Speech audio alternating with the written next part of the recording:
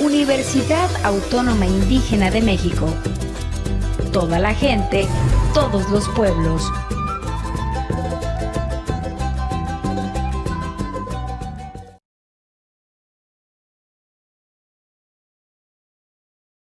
Nos tocaba trabajar la materia de adecuación curricular. Es una materia muy, muy, muy bonita. Es una materia que destaca su importancia en, digamos, algunas situaciones particulares que cada vez se generalizan más, por desgracia, cada vez se generalizan más cuando encontramos niños que no se presentan eh, con las características de normalidad, entre comillas, ¿verdad? Entonces tenemos que entrar con lo que es los ajustes, lo que es la necesidad de una adecuación curricular. Eso por una parte, ¿no? Con lo que es aquellos niños que necesitan o que presentan necesidades especiales de educación, lo que son las NEE, ¿no? Necesidad especial de educación. Y aquellas otras contingencias que sobrevienen por intereses o por causas ajenas tanto al alumno como a la currícula, como a la escuela, ¿no? Por ejemplo, lo actual, ¿no? Lo que sería la situación de contingencia actual que por la pandemia, por esta situación de salud, nos ha originado a hacer adecuaciones curriculares, ¿no? Entonces, ahí estriba la importancia de la materia, ¿sí? Entonces, es una materia muy padre, es una materia muy bonita, es una materia muy, muy, digamos, relevante en los tiempos actuales, muy, muy, muy relevante. Entonces, me gustaría que poderles describir un poquitín de qué se trata esto, ¿no? Lo que es el programa, de qué se trata, para que puedan formarse una idea de lo que vamos a estar trabajando, ¿sí? Entonces, bueno, eh, pues tendríamos que empezar forzosamente por decir que el mundo actualmente es muy, muy complejo, ¿no? Ahora con la pandemia muchísimo más, ¿sí? Pero de suyo es complejo, ¿no? Cada vez es más desafiante, cada vez los cambios son más vertiginosos y además los cambios son en muchos sentidos, muchos, ¿no? A nosotros que nos iba a decir que una situación como la que estamos viviendo nos iba a originar una adecuación curricular emergente, ¿verdad? De un día para otro, ¿no? Que impactara no solamente en el espacio físico, sino también impactar en el currículum, impactar en el comportamiento, impactar en una serie de factores que ahorita ya se están presentando, lo que son las consecuencias, ¿no? Digamos, este cambio tan abrupto, ¿no?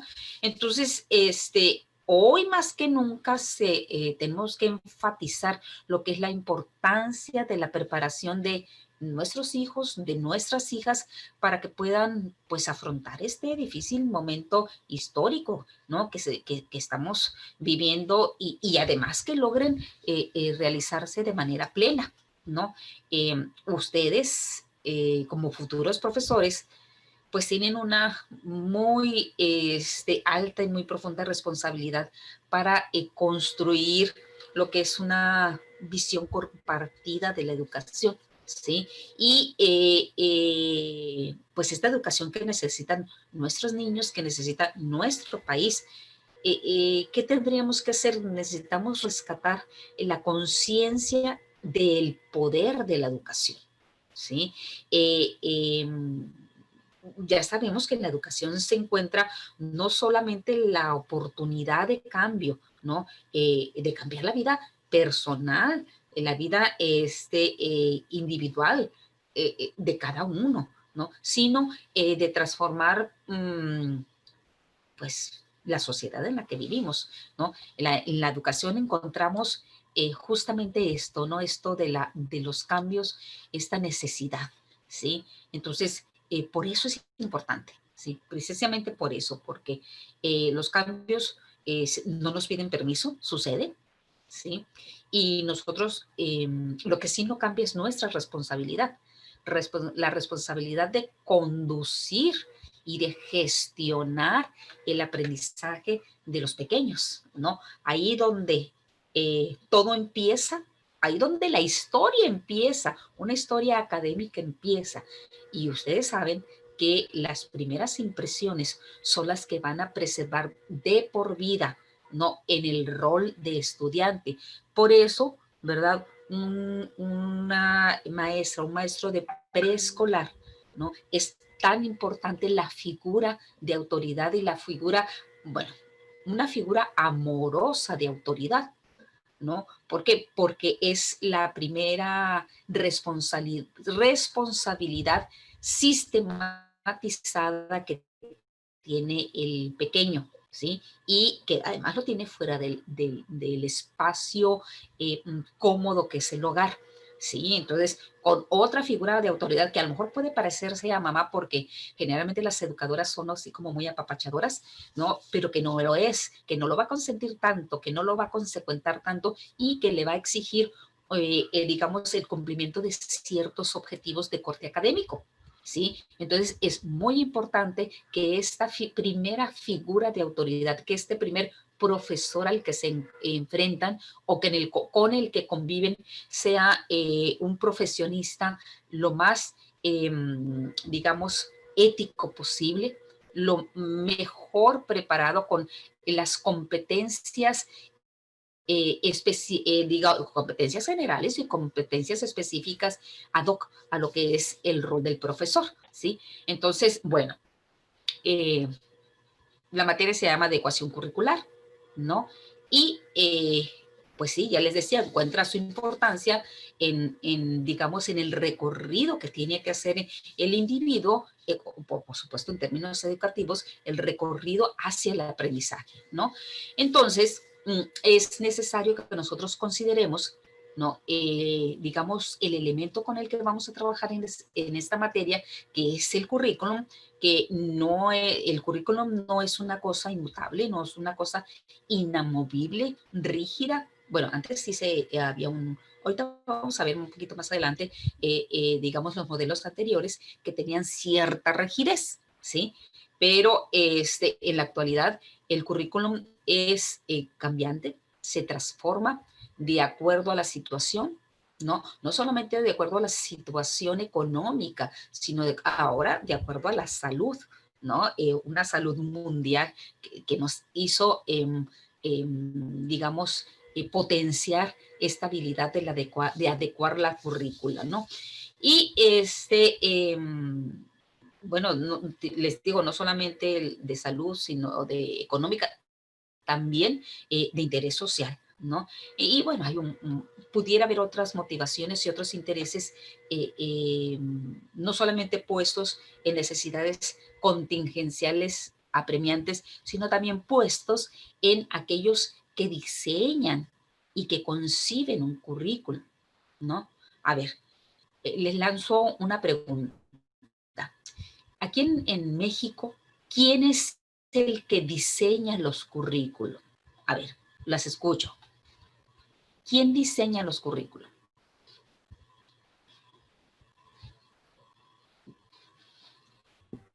Los de la Secretaría de Educación Pública, ¿no? Bueno, la Secretaría de Educación Pública es el organismo regulador que, digamos,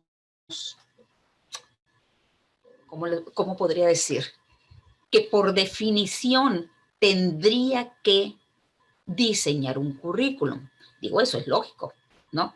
Aquí se llama Secretaría de Educación Pública, en otros países se llaman ministros de educación, en fin, reciben diferentes nombres. Pero la Secretaría de Educación Pública, ¿no? Aquí en este país es la que debiera gestionar y dirigir los destinos de los saberes de los mexicanos, ¿no?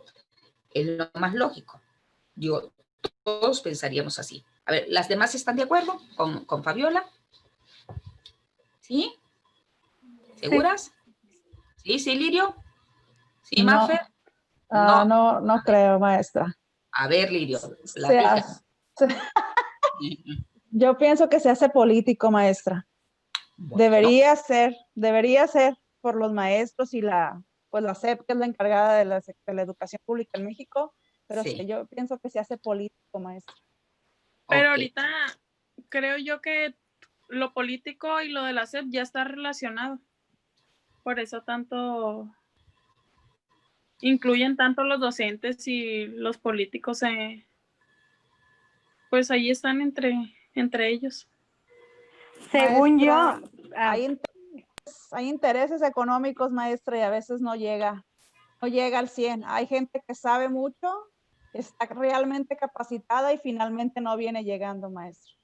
Okay. Según yo, en base a mi experiencia, la SEP te indica, por ejemplo, vamos a realizar tal programa, el programa, por ejemplo, que se planteó en 2012, lo vamos a implementar este año y van a llevar tales libros, MDA Letras, los libros de SEP. Por ejemplo, el año pasado, en primer año, se agregó pensamiento, en vez de ciencias en la naturaleza, se llevó pensamiento social, algo así, no me acuerdo bien cómo se llama, pero cada año se va modificando según en base a la SEP, o es a lo que yo tengo entendido. En base, cámbiamelo por con base en, ¿no? Porque hay alguna, digamos, pequeño errorcito en el discurso. Entonces, digan ustedes con base en, no en base. Es un error muy común, ¿no? Hasta uno lo repite porque es muy socializado, en base en, pero la RAE nos dice que está mal y que debemos hablar correctamente el español y entonces debemos de decir con base en. Pero, pues, bueno, sí, Alejandra, podría, me parece muy interesante tu opinión. A ver, ¿alguien más que nos quiera comentar? ¿Desde dónde estamos concibiendo, ¿no?, que la Secretaría de Educación Pública, ¿no?, genera un objetivo final para un chico de preescolar, ¿no?, para un alumno de preescolar? O sea, la Secretaría de Educación es la que dijo, a ver, los niños de preescolar van a tener tales y cuales competencias y serán capaces de bla, bla, bla, bla, ¿sí? Digamos, en un mundo ideal, cuando las instituciones fueron creadas para un fin y con un objetivo, ¿sí? Y que este fin y este objetivo se cumpliera, así tendría que ser. Por supuesto que así tendría que ser, ¿sí? Pero como dijo Maffer, bueno, es que a veces los políticos son los que ocupan esos puestos y resulta que los políticos no siempre son los mejor calificados, no son los que tienen doctorado en educación, doctorado en pedagogía. ¿Qué doctorado? Una maestría, una licenciatura, ¿no?, en educación o mínimo en pedagogía, o una combinación de los dos, o incluso un doctorado en administración de la educación, ¿verdad? Que son los que pudieran tener un currículum perfilado para ocupar ese puesto. No es así, salvo Vasconcelos. Desde Vasconcelos a la fecha, yo creo que no ha habido una secretario de educación, como le llamamos ahora, con un perfil disciplinar tan ad hoc, ¿sí? Y un ejemplo clarísimo, pues ustedes seguramente lo vieron mucho en la televisión, cuando en aquella escuela una pequeña corrigió al secretario de Educación, ¿se acuerdan? A Nuño, ¿se acuerdan? Cuando le dijo la niña, no se dice leer, se le dice leer. ¿Se acuerdan de eso? Sí, entonces uno dice, ay, caray, ¿no? Vergüencita ajena del secretario, ¿sí?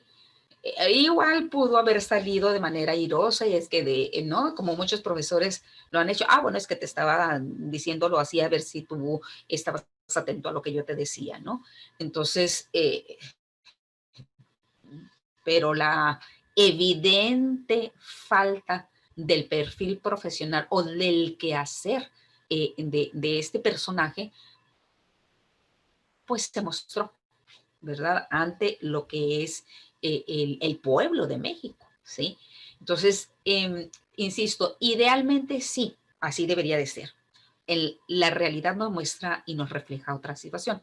Pero vayámonos más arriba de lo que son los intereses políticos de México, porque México no es una ínsula, no está en un lugar apartado, pertenece a un continente. Y este continente también está dentro de un conjunto de otros continentes, ¿no? Ya lo sabemos, ¿sí? Y resulta que existen en esta interrelación de países y de continentes, pues me metió una basurita al ojo, existen organismos internacionales, ¿verdad? Como la UNESCO, como la OCDE, como el Banco Internacional, organismos internacionales que tienen cierta injerencia y cierta influencia en el quehacer político, económico, social, religioso de los países que lo conforman, ¿sí? Entonces, uno pensaría también que cada Ministerio de Educación pues decide sobre sus propios contenidos curriculares, ¿no? Pero la realidad es que quien decide qué debemos de saber y qué debemos de manejar los profesores es aquellas instituciones internacionales que manejan el dinero, ¿sí? Por ejemplo, la organización, la OCDE, ¿no? El Banco Mundial, que es el que tiene el dinero del mundo, ¿sí? En conjunto los dos dicen, bueno, ¿sí? Yo necesito, ¿no? Que cumpla ciertos criterios si tú quieres que yo te preste dinero o si quieres que baje ciertos recursos para que puedas aplicarlo. Y entonces, de aquí en adelante, tu modelo educativo va a estar regido por competencias. Por ejemplo, ¿sí? Nosotros teníamos un modelo tradicional. El modelo, bueno, que ni siquiera no era nuestro, ¿no? El modelo tradicional, que es el modelo napoleónico, ¿no? Que es obviamente importado de Francia, obviamente, ¿no? Entonces no teníamos un modelo, digamos, generado por mexicanos para mexicanos, ¿sí? Pero era el modelo tradicional, ¿sí? Donde pues el profesor es la autoridad y es el que tiene el saber y el estudiante es el subordinado y es el que acepta y es el que hace lo que dice el profesor y es el que aprende bajo la guía y supervisión y la autoridad de un profesor, ¿sí? Bueno, ahora la organización, digamos el Banco Mundial, la Organización de Desarrollo y Economía, nos dicen que no, que necesitamos trabajar sobre las competencias, porque además, ¿verdad? Una de las funciones sociales de la educación es preparar a trabajadores. Dicen ellos, ¿no? Dicen ellos que una de las funciones sociales es preparar al individuo para que pueda insertarse en la fuerza laboral. ¿Qué opinan ustedes de eso? A ver, platíquenme. ¿Será cierto eso?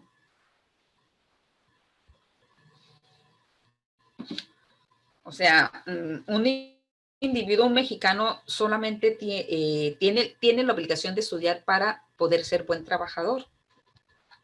¿Qué creen ustedes?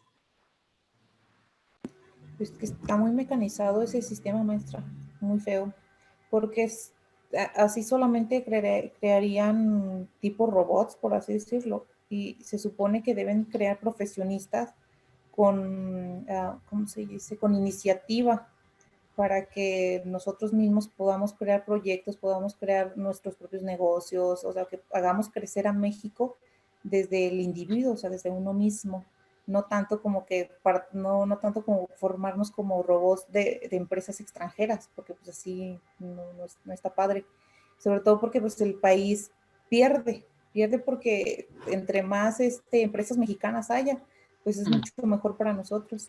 Ujú, ujú. Maestra, quiere decir Miren, que no, sí, no quieren que, discúlpeme, quiere decir que no quiere que hagan líderes, maestra. sí, adelante, adelante. Que sean trabajadores comunes solamente, es triste. Ujú, ujú. En sí A vienen ver, siendo pensamientos tercermundistas, ¿no? em, a ver, si nosotros, digamos, compráramos la idea de que la educación tiene el objetivo de prepararnos como trabajadores, ¿no les parecería que fuéramos otra China? ¿Sí? Estuviéramos viviendo más o menos los patrones culturales de China, ¿sí? Donde la producción y la más producción es lo que está contando. Claro, no hablemos de calidad porque esa es otra cosa, ¿no? Pero sí estaríamos adquiriendo ciertas características, ¿no? Con fines utilitarios y pragmáticos, ¿sí?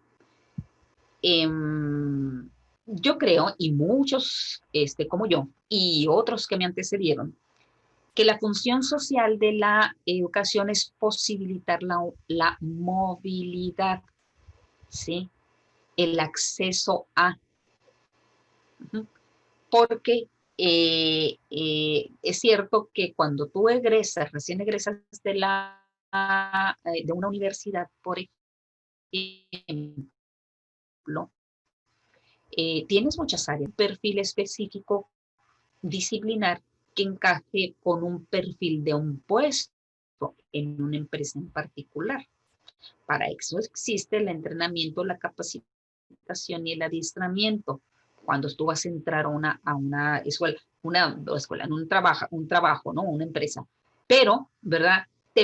Tienes las bases suficientes que te posibilita que nada más con una introducción, un entrenamiento puedas acceder, ¿sí? Eso, ¿no? Más función social, estamos hablando de una función social en ser personas con criterio, personas analíticas, personas combativas que puedan construir una mejor sociedad, ¿sí? A través de la sensibilización y la concientización de lo que es una sociedad, ¿sí? Por ejemplo, a ver, ustedes desde sus espacios, desde sus lugares de origen, ¿cómo han visto su comunidad con respecto a seguir los patrones, digamos, los protocolos para prevenir el coronavirus? ¿Sí? ¿Quiénes usan los cubrebocas? ¿Quiénes no los usan? ¿Quiénes se resguardan en su casa? ¿Quiénes no se resguardan? ¿Quiénes son, digamos, están lavándose sus manos, utilizando el gel antibacterial, evitando los conglomerados ahí, o las reuniones masivas? ¿Y quiénes no hacen eso? ¿Sí?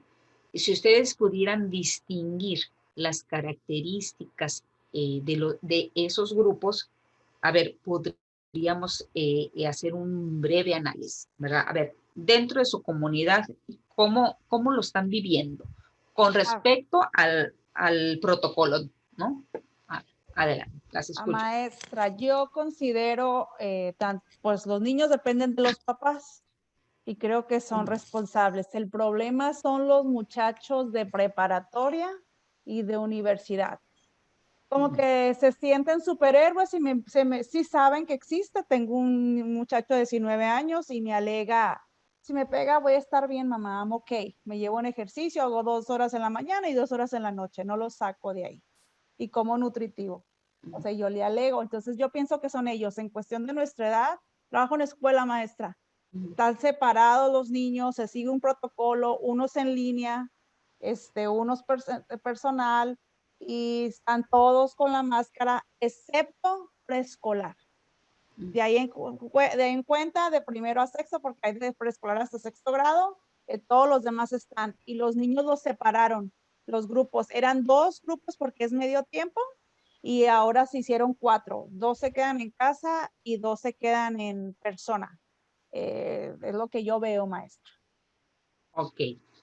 Tú ves que los chicos de preparatoria y universitarios, ¿no? Sí, Son los que que más... considero, pero vivo en Arizona, maestra. Los que ok. considero que aquí, pero aquí sales afuera y por suponerme, la señora de la esquina me dice, te quería ver, y no se cruza ni la calle, o sea, no son ni los 6 pies, o sea, está del otro lado. Le digo, no te voy a hacer nada, acércate un poquito más porque le estoy gritando y no le entiendo por el cubrebocas. Y me lo quiero quitar yo, le digo, estamos muy lejos. No, no, no, déjate, por favor. O sea, sí hay mucho respeto donde vivo, pues. Ok, bueno, perfecto. A ver, acá ¿alguna otra que nos quiera compartir? Maestra, aquí es muy diferente. Vivo en A un ver, ejido sí. y sí, pues quien vaya a salir que a la tienda o al mercado, pues se pone su cubrebocas. Pero, por ejemplo, en mi casa, todos nos cuidamos por mi papá, por mi abuela, que pues ya mi abuela tiene su edad y mi papá pues tiene diabetes. Y pues nos cuidamos por ellos. Pero he visto así de que amigos míos en WhatsApp que publican que fiesta en tal casa y se junta, se llena la calle de muchachos y nadie usa que cubrebocas, todos tomando y así, y ellos van a sus casas con sus familiares y pues en la misma bolita pueden llevar el virus, no se sabe, pues no, hay unos que no sienten nada y a los mayores pues les puede dar, pero aquí no, pues no, en las tiendas nomás que te cuidas con el gel y eso, y pues quien realmente quiere a su familia, pues sí lo hace, pero los muchachos casi no.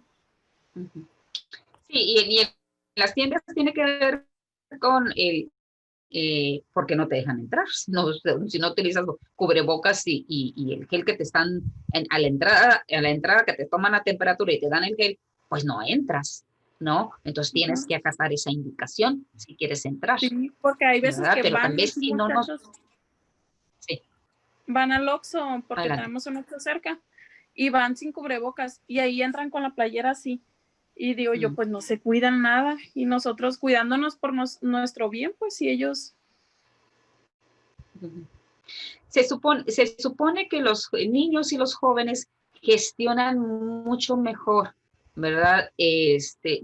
Digamos, los efectos del virus, ¿sí? Y que como tienen un sistema inmunológico más fortalecido, no hay tanto problema. Ellos, ¿sí? Pero el sector vulnerable, ¿sí? Que son los ancianos o aquellas personas que tienen enfermedades crónicas, pues están expuestos a que un joven sea portador aunque no tenga síntomas, ¿sí? Bueno, fíjense,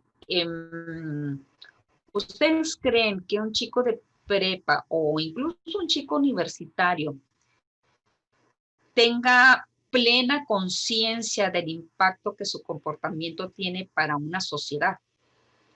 ¿Sí? Son conscientes, son reflexivos, digamos, que pueda decir, bueno, no, sí me voy a cuidar, no por mí, digamos, porque yo no me voy a enfermar, pero por mis papás, por mis abuelos, por incluso algún hermano que puede tener diabetes, puede tener incluso hasta cáncer, digamos, enfermedades crónicas en las que todos estamos expuestos, ¿sí?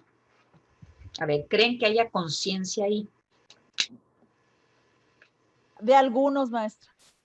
De algunos puede haberlos, pero en mayoría no. mayoría no. Ok. Además, Entonces, además, maestra, sí, la cultura sí, del mexicano es, bueno, de la mayoría de los mexicanos es hasta sí, que no te pasa, entiendes. Hasta claro. que no se te muere alguien en la familia o alguien se te enferma, es cuando dices, ah, no, pues sí, sí era cierto. Y por lo pronto dicen, ay, no pasa nada, no pasa nada. Lamentablemente así es el mexicano. Hasta que no le pasa, no entiende. Oye, no creas, Fabiola, el anglosajón es muy, muy privado, pero ahorita con los meetings que estuvo el Donald Trump y el Biden, si tú veías todo, todos los que estaban con Trump, estaban sin nada. No tenían nada. O llegaban y entraban, se sentaban y se quitaban el cubrebocas. Fue increíble y eran casi todos mayoría de blancos. Y decías tú, mira, qué curioso. Sí, Lo cuando mismo, se supone que los anglosajones son como que muy respetuosos de la ley, Sí, ¿no? son los bien portados, nosotros somos los tremendos, ¿y no? Sí, así es. Eh, em, Tiene que ver también con parte de la cultura del mexicano y su relación con la muerte. Ujú. Que, bueno, es evidente, ¿no? Cómo nos burlamos de ella y vaya, cómo concibimos la muerte, ¿no? Entonces, pareciera ser que no pasa nada, ¿sí? Que estamos instalados en ser, digamos, más sociales, ¿no? Mucho más, dependemos mucho más de la interrelación que del propio cuidado, ¿sí? Tiene que ver con eso, pero también tiene que ver con la forma de la educación, ¿sí? Se supone que una educación formal es precisamente para que te des cuenta, ese estado de conciencia que significa darse cuenta de, ¿sí? Darse cuenta que eres un individuo social. Ya desde Aristóteles, acuérdense cómo clasificaba al individuo como un son politicón, o sea, un animal social, ¿sí? Un animal social que busca la interrelación, que busca la cooperación, que sabe que en grupo puede tener mayores posibilidades de sobrevivir que de manera individual, ¿no? Por naturaleza tendemos hacia la búsqueda de un grupo de referencia. Sí, eso es cierto, claro que sí, pero con ciertas condiciones y con ciertos patrones de comportamiento. Para eso es la sociedad, para regular la variabilidad de la conducta de los individuos que la integran, porque no podemos hacer lo que nos dé la gana, ¿sí? No podemos hacerlo, menos ahora en esta situación. Bien, acabo de ver, me causó mucha gracia, seguramente a lo mejor ya lo vieron, un pequeño videíto que me llegó por WhatsApp, donde está un niñito como de unos 7, 8 años y a unos 6 más o menos. Está viendo la televisión y le dice la mamá, fíjate, ¿no? Que se canceló Navidad. Navidad no, Santo Claus no va a venir. Y le dice el niño, ¿se canceló? Sí, no va a venir. Ah, dice, es que yo quería que me trajera regalos. Pues no puede venir. ¿Por qué? Dice, por el coronavirus. Y le contesta, literal, el lenguaje del niño. Ay, mamá, esta gente pendeja que no sabe taparse el hocico, ¿no? O sea, entonces uno dice, ay, ay, ay, ¿no?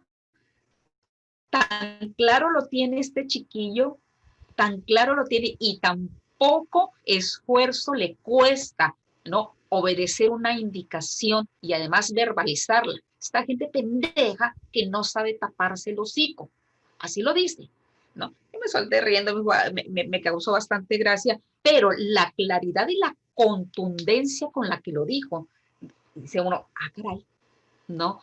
Un chico con ese nivel de pensamiento. Bueno, acuérdense que en términos de Jean Piaget, diría que este niño está en el periodo preoperacional, ¿sí? O sea, que tiene un pensamiento muy, muy lógico, muy lógico. No tiene un pensamiento abstracto, no tiene un pensamiento complejo, tiene un pensamiento lógico, lineal, pero eso le da sencillez y le da contundencia, ¿sí? Él no sabe el impacto económico que el coronavirus ha tenido, él no sabe, digamos,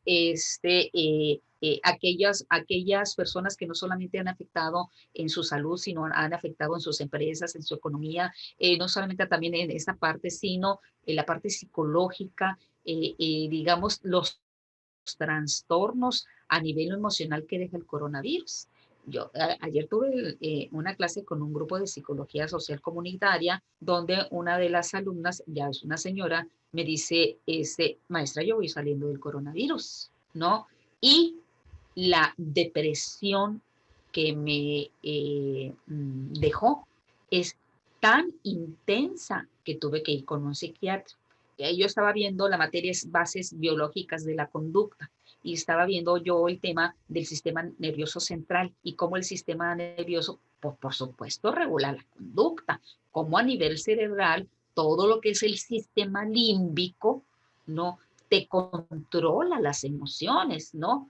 Controla las emociones. Si tú te sientes, por ejemplo, muy irritada o te sientes muy relax o tienes cualquier variación en la emoción, pues tiene que ver con el sistema límbico, tiene que ver con la amígdala, que es la que va a regular. Bueno, estaba yo platicando, hablándoles a los chicos sobre eso, y me dicen, no, a mí el coronavirus me dejó una severa depresión. Tanto que, porque además me preguntaba si la depresión era una patología. Entonces yo le decía que por sí misma difícilmente vas a encontrar a un individuo cuya única característica sea la depresión. Generalmente la depresión es un síntoma, vaya, no es multicausal y es uno de los síntomas, ¿no? Por ejemplo, le decía yo, los bipolares van desde la euforia hasta la depresión profunda en un instante, ¿sí? Habrá que ver cuáles son las causas y habrá que ver si no hay una, digamos, inhibición de algún neurotransmisor para ver qué está sucediendo, ¿no? Y ella me dice, no, es que yo tuve que ir con un psiquiatra para que me medicara porque no podía yo salir de esta situación de depresión, ¿no? Ella la clasifica como una depresión profunda, ¿sí? Ok. No es el único caso que yo conozco o que he sabido, ¿no? He sabido de otra, incluso aquí en la ciudad de Los Mochis, he sabido de varios casos donde después de que han superado el coronavirus, entran en un proceso de depresión, ¿no? Evidentemente, el virus algo está originando a nivel fisiológico, es evidente, ¿no? Es evidente, vaya, si te afectan los pulmones, no, si no oxigenas, por supuesto que se va a ver afectado a nivel celular neurona, ¿no? A nivel neuronal, por supuesto. Las neuronas se nutren de el oxígeno y los neurotransmisores se nutren del oxígeno. O sea, no te llega el oxígeno al cerebro y entonces hay una serie de consecuencias, ¿no? Entonces, eso no lo estamos viendo. Ese niño que vas a ver de esas enfermedades a nivel mental. Sí, Andrea, adelante. Tengo un hermano doctor que es ginecólogo. Sí, Lilo. Y se enfermó por segunda vez del coronavirus y estaba negado que no era. Estuvo en fiebre y se sentía mal y dolor de cuerpo y se hizo la prueba y salió positivo. Y estaba en casa y nos dice, ahora muy triste, dice, ¿qué creen? No hay otro ginecólogo, que no es porque yo quiera hacerme el grande de cuando es un problema serio que recurren a mí, pero pues tiene que estar aislado en su casa. Y dice que Claro. tuvo que meterse a cirugía porque se empezó a desangrar a una señora. Y le habla el director, cúbrete y vente porque se nos va. Y él decía, suban en la ambulancia que llega Hermosillo, Mexicali, porque él está en Peñasco y es un pueblo. Entonces tengo el coronavirus y estoy en los días donde es muy pegadizo. Dijo, ya le hicieron cesárea a la señora y se está desangrando. Vente, no llega, súbele, le dijo, porque voy a enfermar a los dos, al bebé y a la señora, porque el hospital es muy chiquito. Dijo el doctor, vente, doctor, cúbrete lo que tengas que hacer, y se tuvo que ir, maestra. Y ahora Fíjate. estaba muy triste, en depresión de lo que tiene que hacer. Porque yo le hablé enojada, oye, ¿qué hiciste? ¿Por qué te fuiste al hospital? ¿Qué quieres? ¿Que la deje morir? Aquí es un pueblo, no hay máquinas, no llegaba ni Hermosillo, tenía que ir, me cubrí, en el nombre sea de Dios, y a lo que iba me dijo. Y así me regresé y les dije, por favor, ayúdenle a hacer lo que tengan que hacer y a limpiar inmediatamente. Pero mi hermano estaba llorando conmigo. Por el riesgo que asumió, ¿verdad? El riesgo de la paciente y de todos los que estaban ahí, de todos, me dijo, de todos, y es chiquito, es un pueblito, pues, y Sí. sí la pudo establecer, me dijo, no llegaba, se murió. Fíjate, ahí es una situación bastante dramática en el que la decisión, pues en el caso de tu hermano, pues seguramente fue la correcta porque logró salvar dos vidas, no solamente la de la mamá, sino la del bebé, pero pues igual como la podía salvar, podía perjudicarlos, ¿no? Entonces es un dilema ético de que qué haces, ¿no? Y al final de cuentas te vas a la reflexión y dice, bueno, ¿y pero por qué estamos pasando por esta situación? Vaya, ¿qué tuvimos que hacer? ¿O qué tuvimos que no hacer para llegar a una situación de este tipo? ¿Sí? ¿A quién le echas la culpa de ese dilema ético que vivió tu hermano? ¿No? Porque Maestra, y además, tiene que esperar de 3 a 4 días, porque dice que es cuando han detectado que a algunos les sale, si te pega, no mañana ni pasado te salen los síntomas. Dice del tercero al cuarto, ahí tiene que hacer las pruebas a todos los que estuvieron ahí, maestra. sí, por supuesto, a todos los que estuvieron ahí para descartar, ¿no? Descartar que después sean portadores y anden contagiando a todo mundo, ¿sí? Entonces, de cuentas, la sensación de impotencia y la sensación de injusticia está puesta ahí porque tú puedes decir es que yo no hice nada. O sea, yo no hice nada para tener esta enfermedad, ¿no? Mira, yo he conocido casos en el que las familias han sido muy, muy cuidadosas, muy exageradamente cuidadosas, de dejar la ropa afuera, de no lavar todas las verduras, todos los alimentos, y aún así se han contagiado. ¿Sí? Y lo peor de que se han contagiado, han tenido muertes de familiares. ¿Sí? Entonces, ¿a quién le echas la culpa? Si tú dices, yo como parte de la sociedad estoy acatando una indicación para beneficio del colectivo, de todos, porque a lo mejor a mí me puede dar, pero yo no tengo ningún problema, yo voy a gestionar bien y voy a salir adelante, ¿sí? Pero puede ser que otra persona no tenga la misma suerte que yo porque no tiene la misma condición física o el mismo sistema inmunológico. Como el sistema inmunológico de los jóvenes está mucho más fortalecido, a eso se atienden, ¿no? En eso se atienden porque son jóvenes, porque tienen energía, porque, digamos, su dotación fisiológica está funcionando a la perfección, ¿sí? Entonces, es un acto, digamos, de conciencia, pero no de este momento, ¿sí? Es una situación que debimos haber trabajado desde preescolar, esto de los valores sociales, esto de los principios sociales, el respeto por el otro, ¿no? Vaya, o sea, de mi libertad y mi respeto, ¿sí? Entonces, ¿qué tanto puedo hacer y qué tanto puedo dejar de hacer, no por mí, sino por el otro? A partir del otro es en que empezamos a funcionar, ¿sí? Entonces, volvemos otra vez, tiene que ver con el modelo educativo donde los valores no son una asignatura académica.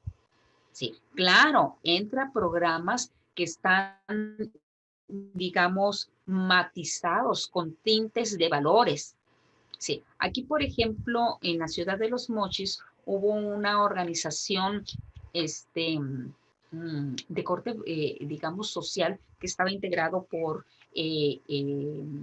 varios activistas sociales, entre empresarios, profesores, académicos, investigadores. A mí me tocó, me llamaron a participar. Yo entonces estaba en la Universidad de Occidente, era subdirectora académica de la Universidad de Occidente, y me he designado para participar, ¿no? ¿Alguna de ustedes de Mochis? A ver, Selene, a lo mejor a ti te tocó. El organismo generó un programa que se llamó Visión AOME 2020. O sea, ya estamos en esto 2020, ya llegamos al 2020. Cuando tu servidor empezó a participar, se veía así como en un futuro no inmediato, ¿no? Pero se empezó a elaborar toda una intervención a nivel educativo, desde la parte de la educación moral. A mí me tocaba la educación desde el emprendedurismo, ¿sí? Yo manejé esa parte, ¿no? Darles educación de emprendedores desde preescolar, ¿sí? Hasta la universidad. Me tocó diseñar ese programa. Pero yo recuerdo mucho el programa de Baroes. Seguramente te tocó, Selene, te tocó vivir los valores, ¿no? A partir de eso, incluso se tapizó la ciudad con unas figuritas que tenían un nombre y que cada uno tenía un valor, que el respeto, que la puntualidad, que la responsabilidad, que todo ese tipo de situaciones, ¿no? Y se trabajó toda una generación con los valores, ¿sí? Pero se trabajó nada más a nivel preescolar y a nivel primaria, ¿sí? No sé, ¿te tocó, Selene, te tocó en la primaria a manejar, o sea, que te enseñaran esa parte? Sí, sí recuerdo. Si recuerdas más o menos cómo vivían los valores. A ver, platícanos tantito. Me acuerdo si era como que cada lunes o cada mes se cambiaba el valor. Ajá, sí. Que como Sí, por sí. una semana se fomentaba el valor del respeto. Y en los honores se me hace que como lo exponían y hacían como unos banderines de cada valor. Sí. Y ya después cada quien en su grupo, también los profesores lo retomaban. Se me hace que era algo así. Nos hacían hacer incluso dibujos y presentaban una historia referente a cada valor, yo todavía me acuerdo. Sí, así era, Alejandra, ¿no? Se suponía que se estaba improntando, ¿no? Inoculando estos valores para que estos se vieran reflejados en la sociedad, Entonces, personas como de su edad, de esa generación, son los que, si esto hubiera tenido, digamos, secuencia, seguimiento, empezaron a nivel primaria, porque se suponía, incluso en preescolar, se suponía que a partir de ahí se iban a quedar improntados y que se iba a, digamos, reproducir estos valores en los siguientes niveles, y que entonces íbamos a formar ciudadanos, ¿no? Con altas competencias en honestidad, en respeto, en ética, en profesionalismo, ¿sí? Pero curiosamente son de la generación de la que estamos hablando hace un momento. Esa es la generación, ¿no? Esa es la misma, la que vivió los valores desde la academia, es la misma que ahora no tiene respeto por el otro y se cree, digamos, inmutable, cree que no le va a pasar nada, es la misma, ¿sí? Entonces, quiere decir que no estuvo lo suficientemente fortalecida esa parte de la educación, porque solo fue un programa, no estaba dentro de la currícula. ¿Sí? Entonces tiene que ver con instaurarlo en la currícula, ¿sí? Que esté trabajado desde ahí.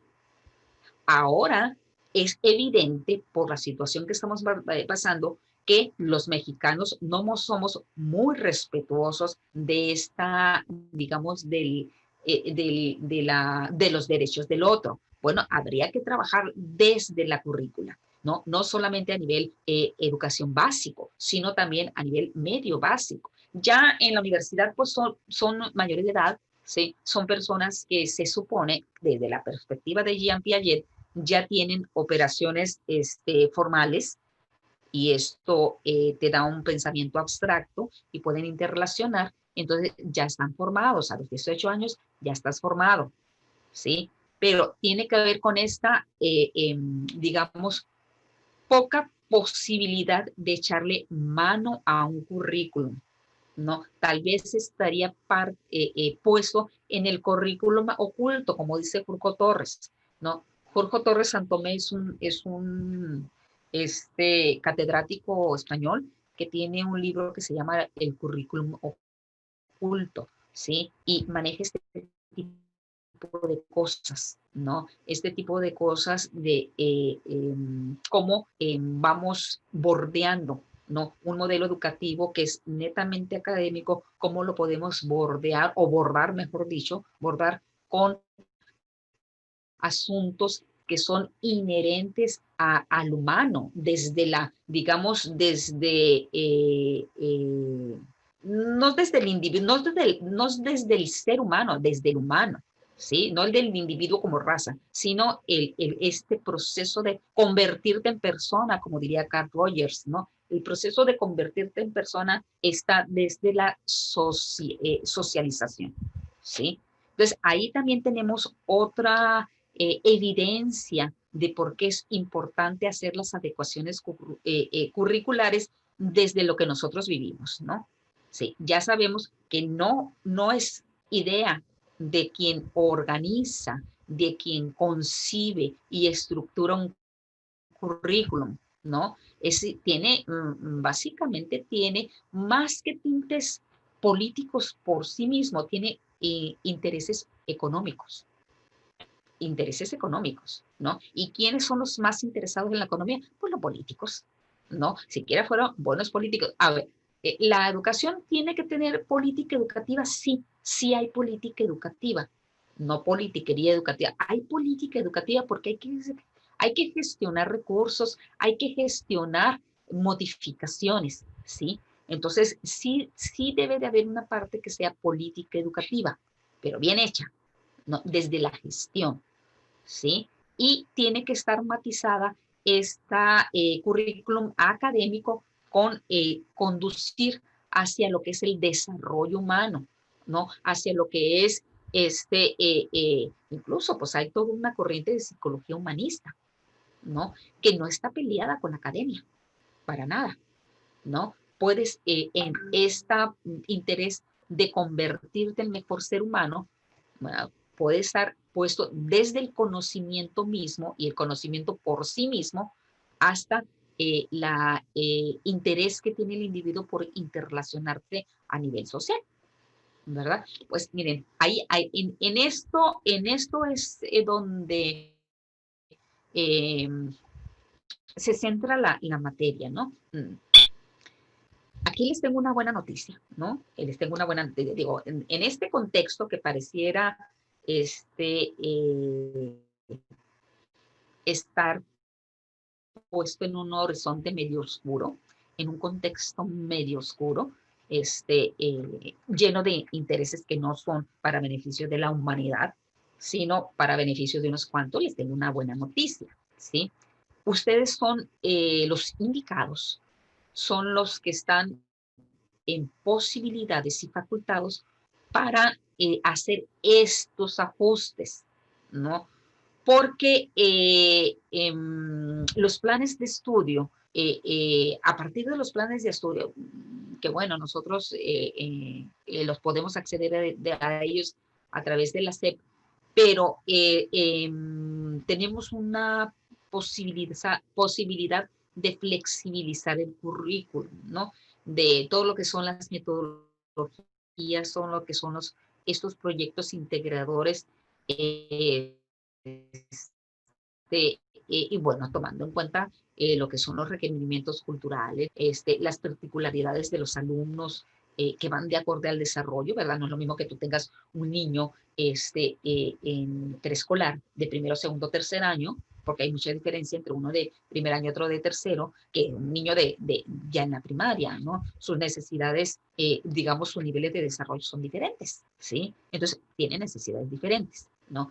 Pero si nosotros tomamos en cuenta esto que les mencioné, ¿no? La metodología, los proyectos, los aspectos culturales, los aspectos lingüísticos y las particularidades de los alumnos, es factible que puedan seleccionar y puedan diseñar diversas estrategias didácticas que te permitan, digamos, trabajar con un currículum preestablecido, pero que también haga los ajustes suficientes o necesarios para desarrollar todas las capacidades de análisis, de diseño, y sobre todo de aplicación de lo que son las situaciones didácticas estratégicas, situaciones didácticas, estrategias adecuadas, ¿sí? Adecuadas a tu contexto, a tu momento histórico y a los alumnos con los que cuentas, ¿sí? Porque ahorita estamos en un currículum, la SEP lo concibe para niños normales, ¿sí? Que entran dentro de digamos, del grueso de la población. Pero así como hay niños que tienen ciertas necesidades especiales desde la deficiencia, también hay niños que tienen necesidades especiales desde lo que es la genialidad o la superdotación, ¿sí?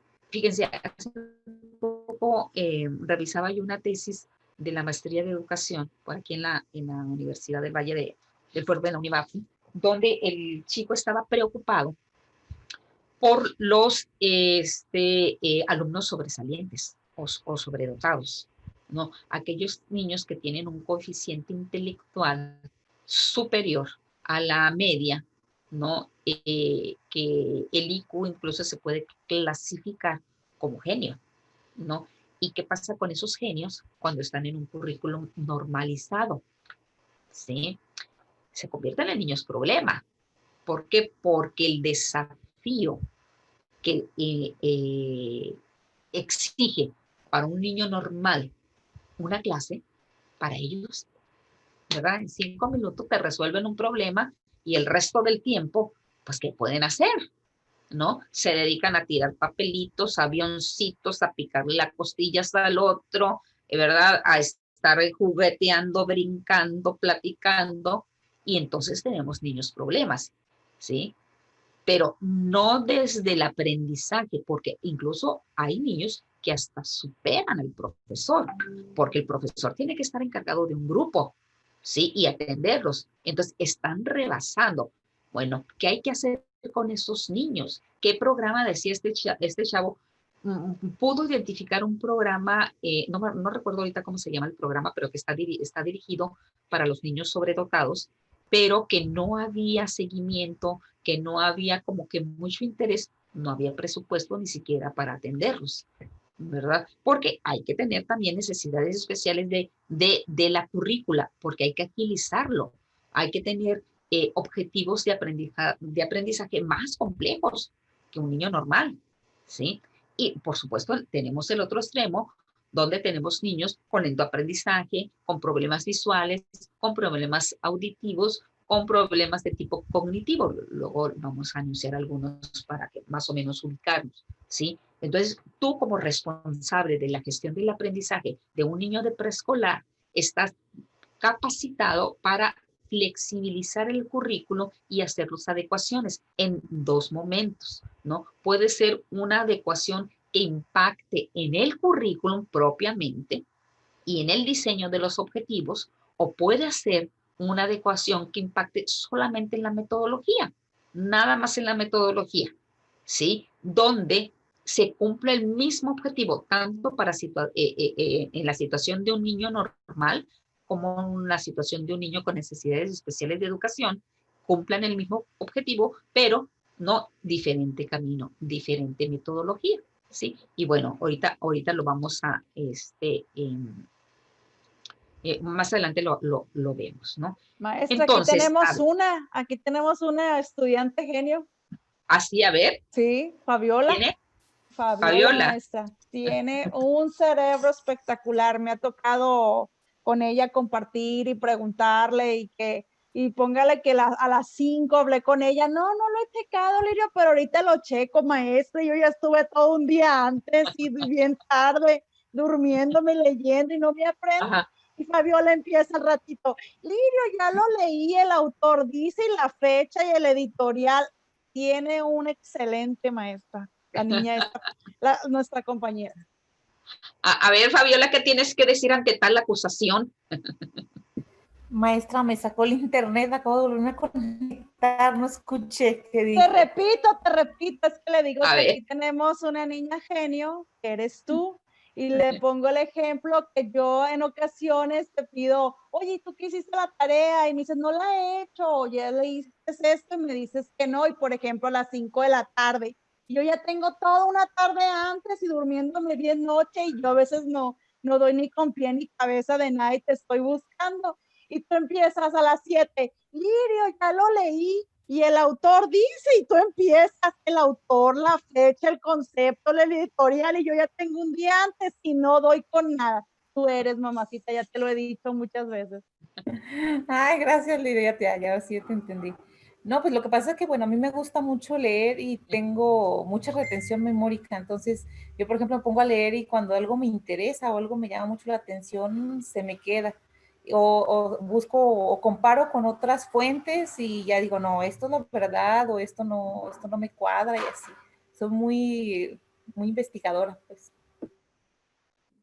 Perfecto. Y sobre todo miren, una de las áreas de oportunidad que yo he observado en 30 años que tengo de docente a nivel universitario, incluso a nivel doctorado, también es lo mismo, ¿no? Yo he andado por licenciatura, maestría y doctorado, también es lo mismo. Es la resistencia que se tiene a la lectura, ¿sí? Hay algo que nos hace rechazar la lectura, ¿sí? ¿Por qué? Porque compromete el pensamiento, ¿no? Una lectura compromete el pensamiento, porque tendrá que ser, como dice Fabiola, una lectura crítica, ¿sí? Una lectura desde el escepticismo, no de la aceptación, porque no porque esté escrito o lo haya escrito alguien es cierto, ¿no? Hay que confrontar, hay que preguntarnos, o sea, una duda razonable, una duda metodológica, una duda de los resultados, es decir, ¿será cierto? ¿Será cierto que esto es así? ¿Sí? ¿Será cierto que lo que dice Jean Piaget, que hay 4 etapas y que hay una de preoperación o sensoriomotor, preoperación, operaciones formales, operaciones concretas? ¿Será cierto? Y además dice también que se da en etapas de desarrollo y además maneja edades. Entonces me voy a ir a confrontar lo que este tipo dice, ¿sí? Esa es una lectura de escepticismo. Hay que ir a la búsqueda de otros que también realizaron una investigación similar y a ver si llegaron a los mismos resultados, ¿sí? Pero, ¿qué es lo que pasa? Hay pereza, ¿sí? Hay pereza mental, ¿sí? Hay pereza en la lectura. Ni siquiera a nivel doctorado quieren leer. Entonces yo les decía a mis alumnos de doctorado hace, ¿qué? Como unos 15 días tuve un coloquio. Entonces yo les decía, mira, si tú pretendes hacer una tesis sin recurrir a la lectura, pues estás engañando, estás totalmente equivocado, ¿sí? Para poder construir un documento donde se reflejen las ideas personales, primero tuviste que haber leído, porque las ideas, chicas, no tienen generación espontánea, no aparecen por inspiración divina, ¿sí? Por allá en una tarde arrebolada, por ejemplo, en el Maviri, en la playa del Maviri, allá donde el crepúsculo vespertino está tan arrebolado que te inspira y entonces viene el insight, ¿no? Y produces la idea, pues no, no sucede así, ¿no? Es más difícil y más doloroso parir ideas que parir plebes, ¿sí? Porque pues parir plebes es un ratito y ya, ¿sí? Parir ideas, por ejemplo, una idea que se transforma en una tesis, dura un año, ¿sí? Y tampoco viene por inspiración divina, ojalá eso sucediera así, viene a través de la lectura, ¿no? Hay que leer y luego, ¿verdad? Hay que traducir las ideas del autor al que está recurriendo para poder entenderlas, comprenderlas y formar tu propia opinión. Porque esa es otra cosa. Cuando formas tu propia opinión, no la formas a partir de un solo autor, la formas a partir de la comparación de uno y otro autor. ¿Y a quién le crees más? Si yo le creo más a Jean Piaget o a Sigmund Freud, porque Sigmund Freud también habla de las etapas de desarrollo psicosocial o psicosexual, nada más que Freud dice que todos la variabilidad del comportamiento humano gira alrededor de la energía libidinal. Claro, para poder moverte tienes que tener una energía. Esta energía se concentra en el líbido, dice Freud.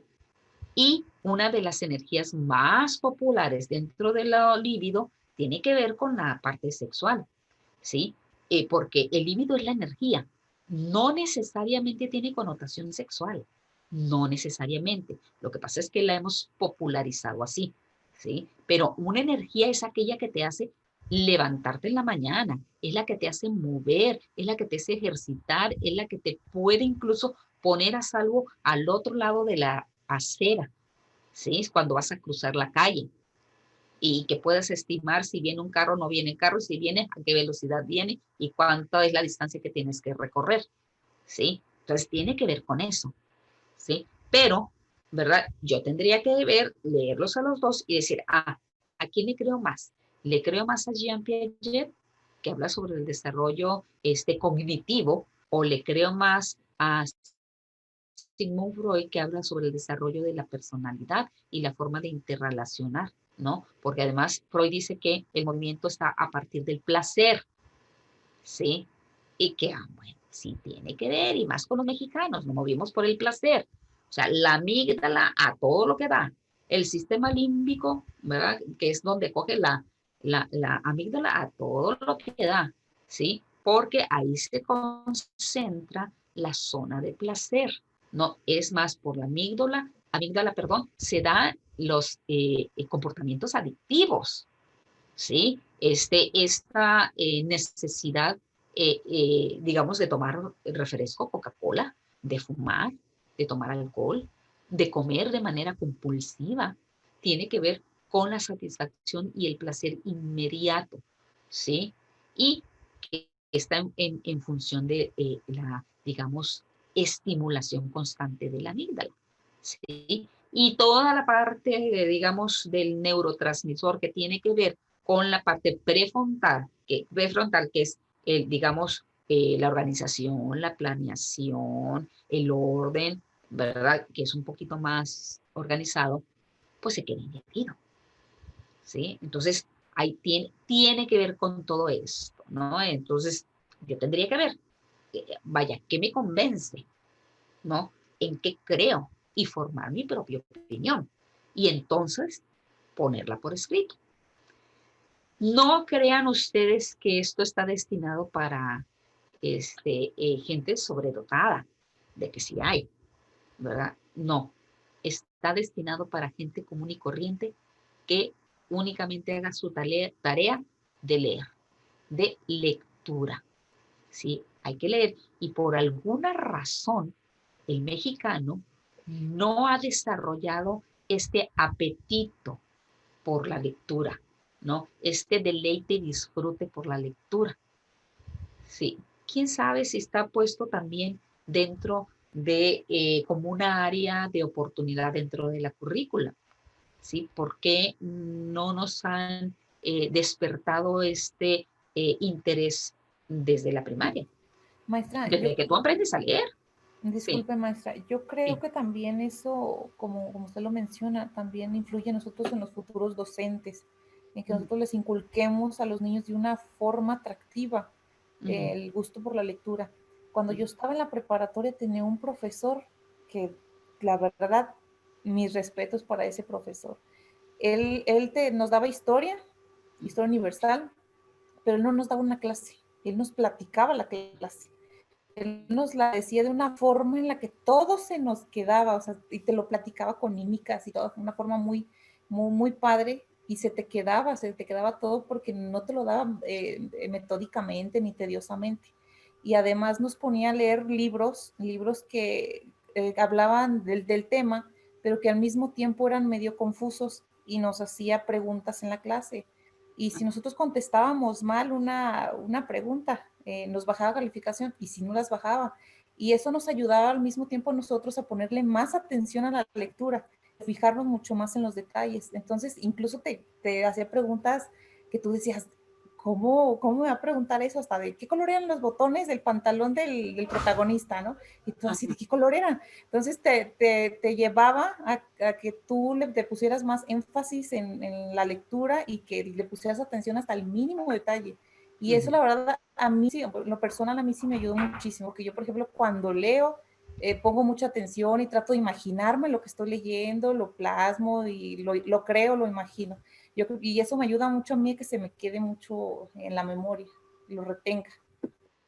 Claro, a veces es una secuencia mental, pues, de la lectura, ¿verdad? Entonces, sí, eso es una técnica de estudio muy buena, porque para leer, pues todos leemos, pero también hemos desarrollado un hábito de lectura mecánica, donde dices tú, estás leyendo, pero nada más estás pronunciándolo, y tu mente anda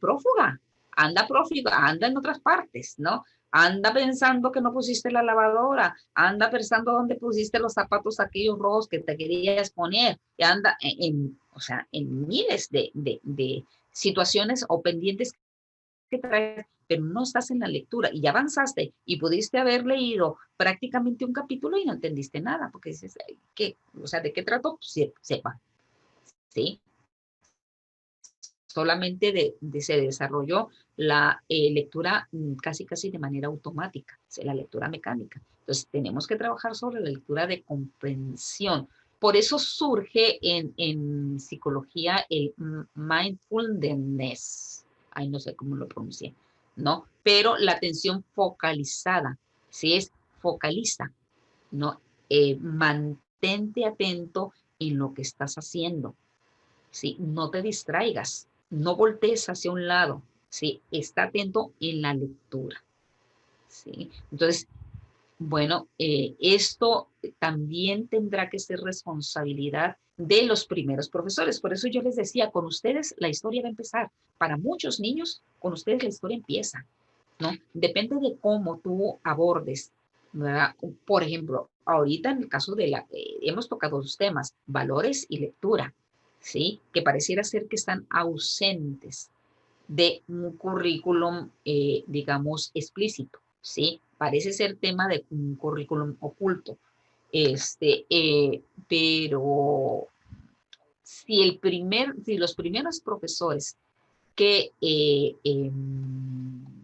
tiene el niño están interesados en que él desarrolle el gusto por la lectura, seguramente lo va a lograr. ¿Por qué? Porque esta es una máxima, ¿no? Lo que les voy a compartir es una máxima. Si es importante para el maestro, es importante para el alumno.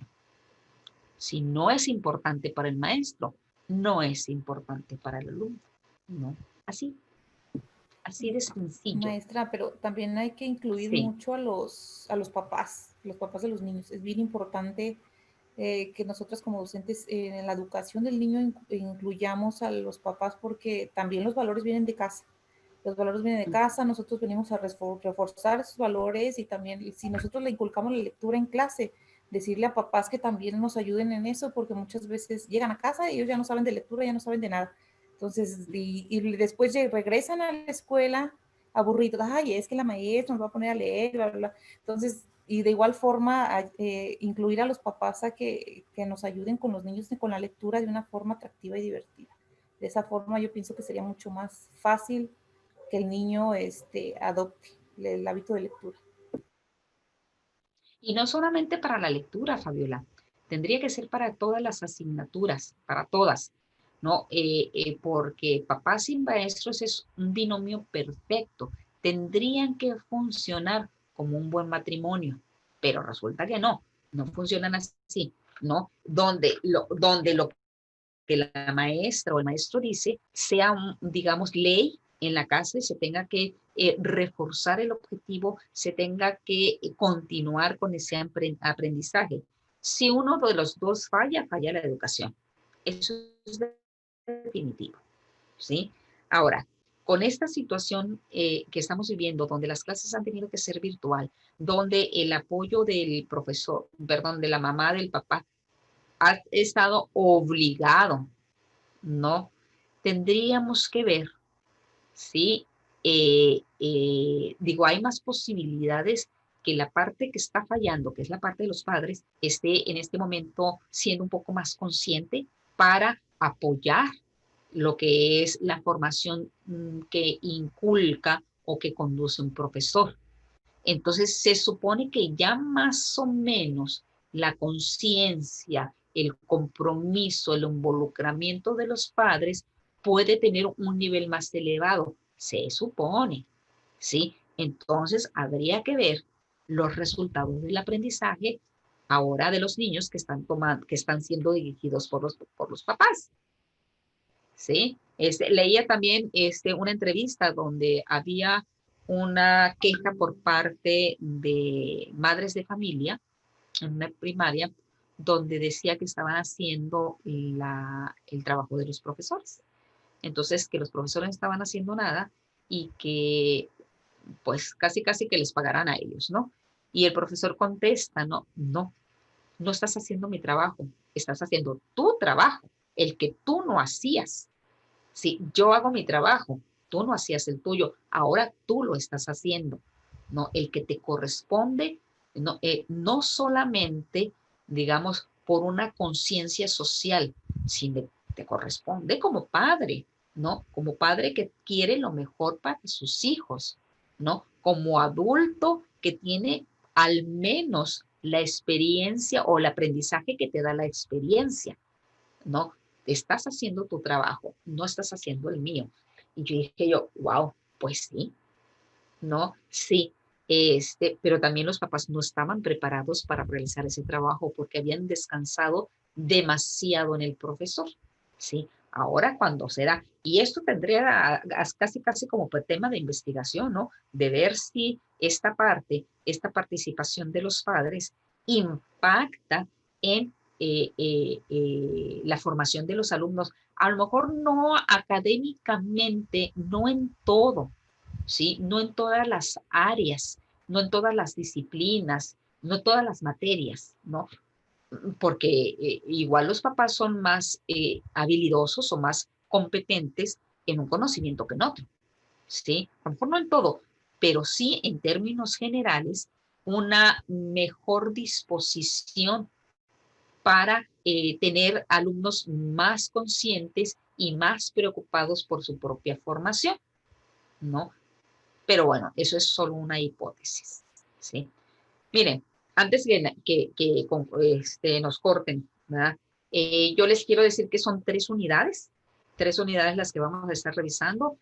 Fundamentos, orientaciones generales de lo que es el plan de estudio dentro de lo que es la reforma integral para la educación básica. La reforma integral para la educación básica, pues bueno, fueron en 2011, ya tiene añitos, pero es la que está vigente. No ha habido otra reforma, ¿no? Así que nos vamos a que, bueno, hubo una en el 2004, una reforma, pero no tuvo, estuvo bastante accidentado, no tuvo mucho auge. Y una de las primeras reformas que sí impactó fue en el 93 o 94, no recuerdo muy bien, pero 93, maestra. 93, ¿verdad? Sí. Es así, ¿no? Y a partir de esta reforma es la que se hacen algunos ajustes en esta nueva, ¿no?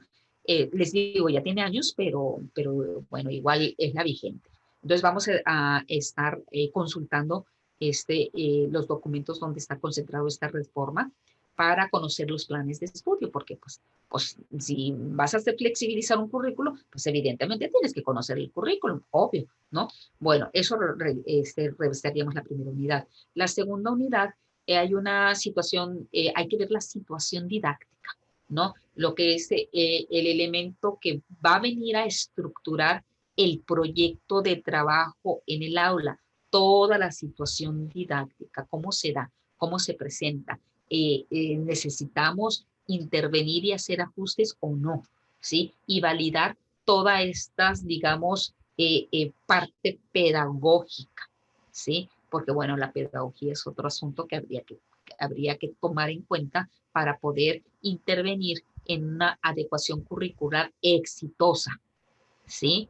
Porque pues no se trata tampoco de que hagas lo que te dé la gana, ¿verdad? Porque pues imagínate, ¿no? Si hiciéramos lo que nos diera la gana, o bien pusiéramos en práctica conocimiento que nosotros a nuestro criterio consideramos importante, pues, ¿verdad? El nivel de aprendizaje estaría muy disperso, no estaríamos homogenizando, ¿no? Y a la homogenización es el nivel de aprendizaje, que es lo que tienes que saber cuando sales de preescolar para poder prepararte o estar lo suficientemente preparado para entrar en un nivel de primaria ya con ciertas competencias, ¿verdad? Y que los profesores de la primaria no tengan que detener su aprendizaje por salvar competencias que no se desarrollaron en un nivel inferior, ¿no? Entonces habría que ver esta parte. Y la última unidad, que es la construcción de una situación didáctica